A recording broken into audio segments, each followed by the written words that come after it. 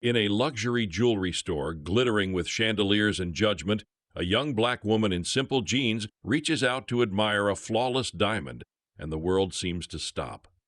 The clerk's smile curdles, whispers ripple through the showroom, and humiliation cuts deeper than any jewel could shine.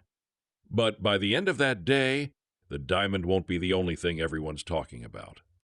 The morning sun glazed over Fifth Avenue, casting golden reflections on glass storefronts where only the rich dared to linger. Inside Marcel & Co. Jewelers, the air smelled of money, sweet, cold, and exclusive. Sales associates glided across marble floors like swans, attending to customers who wore privilege as naturally as perfume. Then she walked in. A young black woman, no older than 27, in a plain white tee, worn denim, and sneakers that had seen real sidewalks. Her hair was in soft curls, tied back loosely, her face calm but curious. Her name was Ava Sinclair, a name that could buy cities, though no one in that room had a clue. Daughter of the late tech billionaire Elias Sinclair, CEO of Sinclair Systems, Ava had inherited not only a global empire, but also a heart untouched by vanity. Today wasn't about money, it was about memory. The diamond in the window reminded her of her mother's engagement ring, one she'd lost while visiting that very street years ago. Ava stepped inside, her gaze caught by the centerpiece display, a flawless Ceylon diamond rumored to be worth millions. Its glow pulled her closer, the way light lures a moth. She leaned in, admiring its symmetry, its fire. Her hand hovered almost reverently as she reached to touch the glass. Then came the voice. "Ma'am," said the saleswoman, lips tightening into a polite snarl, "please don't touch the display. These pieces are delicate." The room fell silent. Two women in designer coats exchanged glances. A man smirked. Ava froze, her throat dry. She hadn't even touched the diamond, but she could feel their eyes burn into her skin, judgment sharper than any cut of stone. The tension in the jewelry store was so thick you could slice it with a diamond cutter. Ava stood there, hand half raised, the faint hum of background music now feeling like a cruel soundtrack to her public humiliation. The saleswoman's eyes, gray and cold as the stones behind her, lingered on Ava's simple outfit. "We just have to be careful," she added, forcing a smile that didn't reach her eyes. "Some people don't realize how valuable these items are." A chuckle rippled through the store. A man in an expensive navy suit whispered to his wife, "Must have wandered in from the street." Another woman muttered, "She doesn't look like she belongs here." Ava felt her chest tighten, her hands trembling ever so slightly. She wanted to disappear, to shrink away from their stares, yet something deeper kept her still.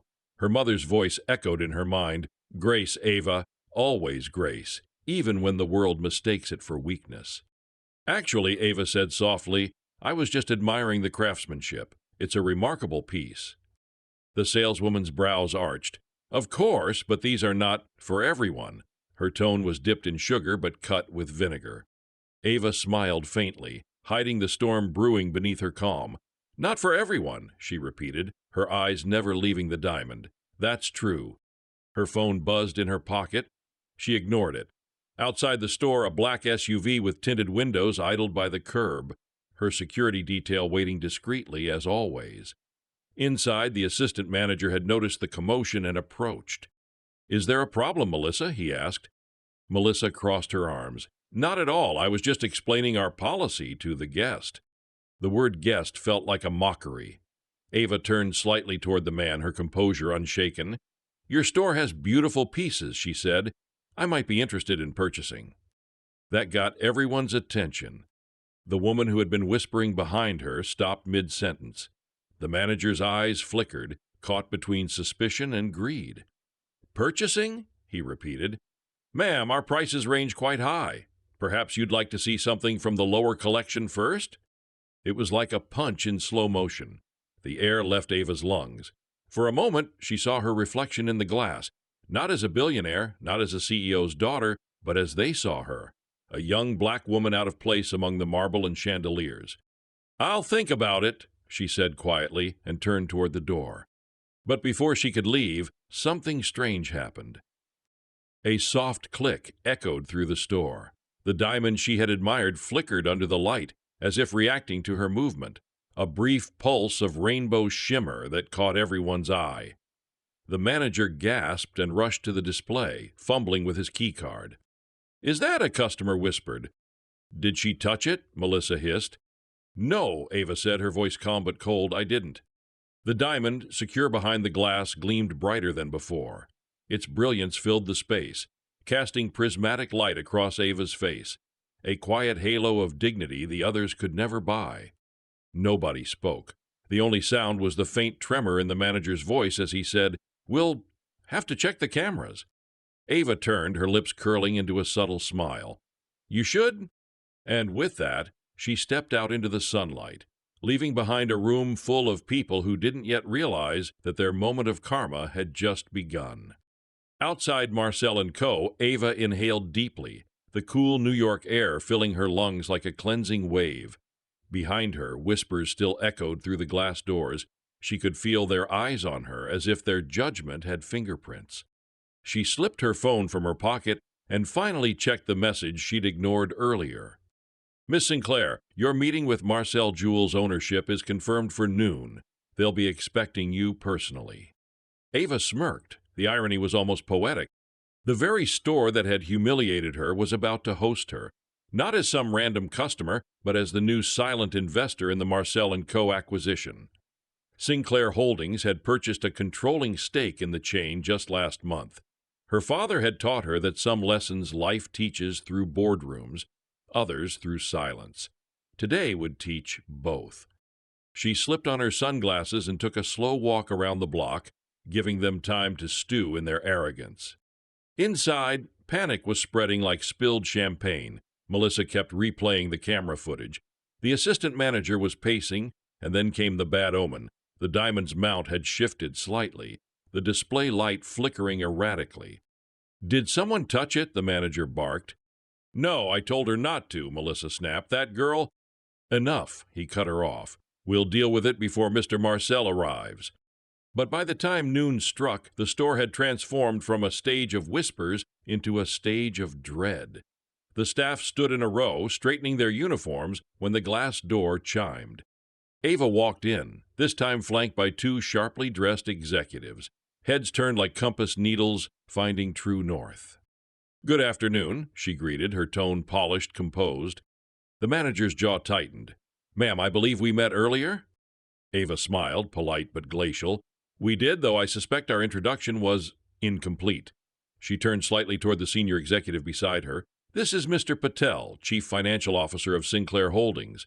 I'm Ava Sinclair." The color drained from their faces.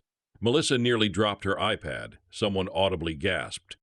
"Yes," Ava continued, her gaze sweeping the store. "We finalized the investment last week. I wanted to personally see how the customer experience holds up. Turns out I didn't need to dig far." Silence. The only sound was the faint hum of the air conditioning. Mr. Patel stepped forward, adjusting his glasses. "We'll be conducting a quiet review today. The behavior of staff will be part of our evaluation." Melissa stammered, "Miss Sinclair, I didn't mean—" "Oh, I'm sure you didn't," Ava replied softly, but there was steel under the velvet. "But meaning well doesn't undo disrespect. You judge someone by her clothes instead of her character. I believe that's more fragile than any diamond here." Her eyes flicked to the same diamond display. The light above it shimmered again, eerily, beautifully, as though the universe itself was in on the moment. Ava smiled faintly. "Funny," she murmured. "Even the diamond knows when it's being mishandled." The power had shifted. The same girl they sneered at now stood at the center of their fate, and the real karma was only getting started. The air in Marcel & Co. had changed, thick with tension, guilt, and the metallic scent of embarrassment. No one could meet Ava's gaze, not even Melissa, whose once sharp posture now drooped under the weight of her own words. Ava stepped closer to the display case, the diamond gleaming under the soft white lights. It no longer symbolized luxury. It symbolized what the world always tried to deny her: worth. For a long, quiet moment she just stared at it, and then softly she began to speak. "My mother loved diamonds," she said, her voice calm, steady, but laced with ache. "Not because they were expensive. She used to say they were born under pressure and made to shine through it." The employees froze. Even the hum of the lights seemed to quiet down. When she was sick, Ava continued, she pawned her wedding ring to pay a hospital bill, the ring she loved most in this world. She said she'd buy it back once she got better. Ava's lips trembled slightly. She never got the chance. Melissa's mascaraed eyes softened. The manager shifted uncomfortably. That diamond in your case reminded me of hers. That's why I came in, not to flaunt, not to buy, but to remember. She took a slow breath, and you all saw what you wanted to see. The silence was now suffocating. The other customers, who had lingered in the background pretending to browse, stood motionless, shame washing over their polished facades. Ava turned toward the manager, whose lips parted as if to apologize, but she gently raised her hand. "No need," she said. "This moment, it's louder than any apology could ever be." Her voice was soft, but her presence filled every corner of the store. She placed her palm against the glass right beside the diamond. The coolness met her warmth, a reminder of everything she'd endured to stand there, unbroken. And then, almost on cue, the diamond light flickered again. This time, the glass beneath it gave a faint crack. Gasps. "What on earth?" the manager whispered. The crack shimmered like lightning across the surface, not shattering, but marking the glass with a tiny, perfect fracture. It was as if the universe itself had stamped its verdict. Ava smiled faintly. "Pressure leaves a mark," she said softly. "Always does." Then she turned to Mr. Patel. "Prepare the transfer documents. We'll be moving this store's leadership to new management immediately. Customer dignity comes first, always." Melissa's voice quivered. "Miss Sinclair, please. I didn't know." Ava looked at her with weary compassion. "That's the problem," she said. "You never ask to know, you just assume." For a moment, everyone saw her, not as an outsider, not as a stranger in plain clothes, but as something unbreakable. As she walked toward the exit, sunlight streamed through the glass doors, catching the cracked diamond case just right, scattering rainbows across the floor, like a blessing and a warning all at once. And in that kaleidoscope of light, Ava Sinclair became more than a billionaire. She became a mirror, reflecting the world's prejudice back at itself. For the next few hours, Marcel & Co. became a theater of reckoning. The whispers that had once mocked Ava now buzzed with panic. The employees avoided eye contact. Melissa had gone pale, replaying her own words over and over. "These are not for everyone." But karma doesn't whisper, it roars. At 3 p.m., the regional director, a balding man in a gray suit named Mr. Thornwell, burst through the door, sweating from the September heat. "What the hell happened here?" he barked. "I just got a call from Sinclair Holdings." "The Sinclair Holdings." The manager swallowed hard. "Sir, it was a misunderstanding." "Misunderstanding?" Thornwell thundered, slamming a report onto the glass counter. "There's a public relations nightmare forming online. Someone leaked the footage from this morning, the one where your staff humiliates a customer for looking at a diamond." Melissa's knees went weak. No, that can't be." "Oh, it can," Thornwell snapped. "And guess what? That customer just happens to own the damn company now." Outside, news vans had already started pulling up along the curb. A video clip was going viral. Ava's calm face, Melissa's patronizing smile, the manager's sneer, captured from the store's own security camera. The caption read, "Billionaire heiress humiliated in luxury store returns as owner hours later." The comment section was a war zone. People applauded Ava's grace. Others condemned the store's racism. Celebrities had already started reposting it with captions like, "This is why humility matters." Inside, Thornwell's voice shook with fury. "You've turned our brand into a meme. The board is demanding immediate suspension of everyone involved." The manager's eyes widened. "Sir, please." "Save it," Thornwell snapped. "Melissa, you too, pack your things." She broke down, mascara streaking her cheeks. "I didn't mean to humiliate her," she sobbed. "I thought—" "That's exactly the problem," Thornwell cut in. "You thought instead of listened." The store felt colder now. The air conditioning hummed like judgment. Even the chandeliers seemed dimmer. Meanwhile, across town, Ava sat in her penthouse office, staring out at the Manhattan skyline. The city glowed in the late afternoon light, beautiful, unbothered, unaware of human pettiness below. She wasn't celebrating. Not yet. The viral headlines didn't heal the sting of that morning. Her assistant entered quietly. "Miss Sinclair, the media wants a statement. Do you want us to confirm the incident?" Ava's reflection in the glass looked tired, regal but heavy with thought. "No," she said softly. "Let them talk. The story isn't about me. It's about how people treat those they think are beneath them." She turned in her chair, her tone now sharper. "But I do want the company to issue an apology. Not a scripted one, a real one, signed by every employee who was in that room." "Yes, ma'am." Ava looked back out the window. Below, on Fifth Avenue, people were gathering outside Marcel & Co., some holding signs, "Equality has no dress code." Others took selfies in front of the store, using hashtags like Ava Sinclair Effect and Diamond Justice. Karma wasn't abstract anymore, it was trending. Inside the store, Melissa sat in the break room, trembling. She scrolled through her phone, seeing herself in the viral clip, smug, dismissive, and cruel. The comments shredded her. "This is why people quit humanity," one said. Another read, "Hope she learns that kindness costs nothing." Tears blurred her vision. For the first time, she saw what Ava had seen, how ugly the world looks when kindness is missing. She whispered to herself, "I didn't know who she was." But that was the truth's final blow. She shouldn't have had to.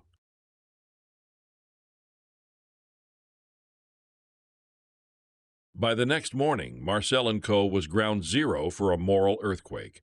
The store's pristine white facade now stood behind a sea of reporters, activists, and influencers live streaming the saga that had shaken the city's elite. Inside, every employee waited anxiously. The CEO of Marcel Jewelers, Richard Marcel, sat stiffly in a tailored charcoal suit, his expression carved from marble. He'd built his brand on exclusivity, but now exclusivity had turned to exclusion, and the cost was public humiliation. The door opened. Ava walked in wearing an elegant black blazer over jeans, the same jeans she'd worn the day before. No entourage, no flash, just the quiet power of someone who no longer needed to prove a thing. Cameras followed her every move as she entered the store that had once treated her like an intruder. Richard stood. "Miss Sinclair," he began, voice trembling slightly, "thank you for meeting on such short notice." Ava smiled faintly. "You didn't give me much choice, Mr. Marcel. Your brand is all over the news." He sighed, rubbing his temple. "I want to apologize, personally and on behalf of the company. This was never what Marcel & Co. stands for." Ava studied him, her eyes calm but unreadable. "No, Mr. Marcel, it's exactly what your company stands for. Because culture starts at the top. You can't sell timeless beauty when your staff can't recognize humanity." The words hit like glass shattering. Even the cameras went silent for a beat.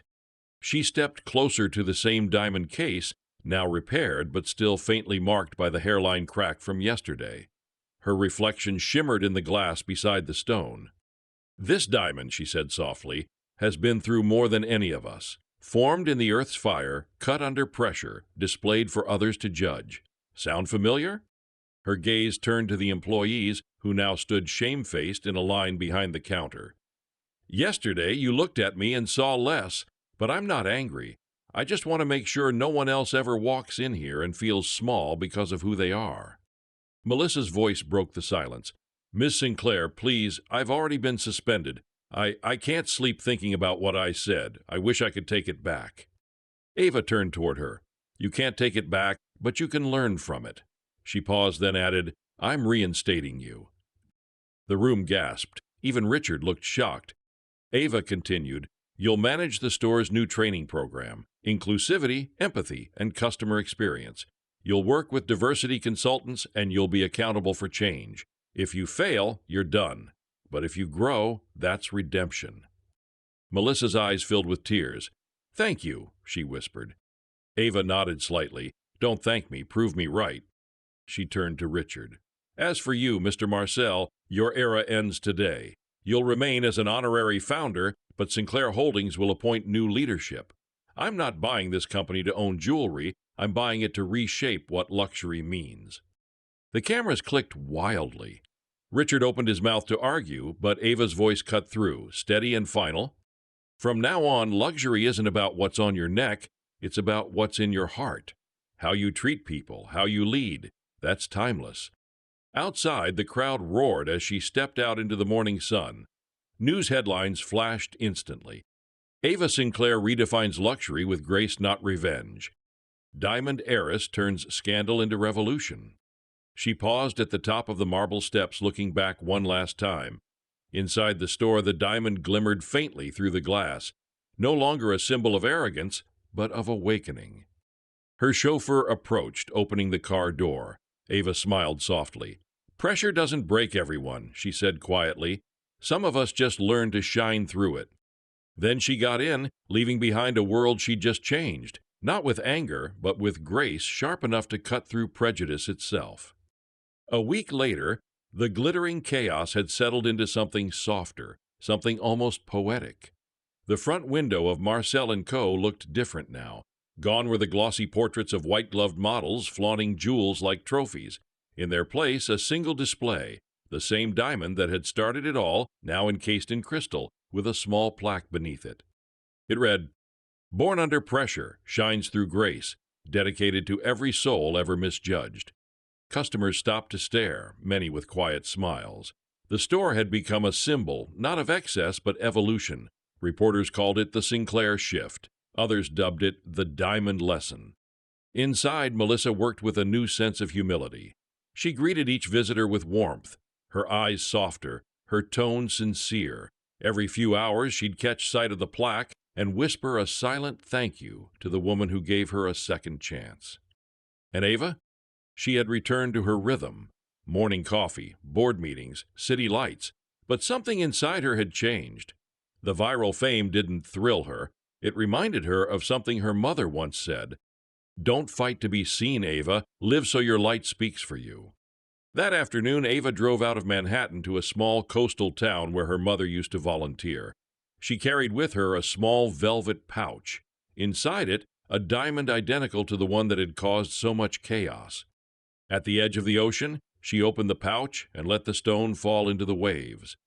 The sun caught it midair, a spark against the blue before it disappeared beneath the surface. "Pressure to peace," she whispered, a tear tracing down her cheek. "Just like you said, Mom." Her phone buzzed again. Another headline, another trending tag, but this time Ava smiled and switched it off. She didn't need the world's noise anymore. She had her quiet victory. And somewhere deep below, in the dark cradle of the sea, a diamond glimmered once more, a reminder that even the hardest hearts can learn to shine if they're willing to change under pressure.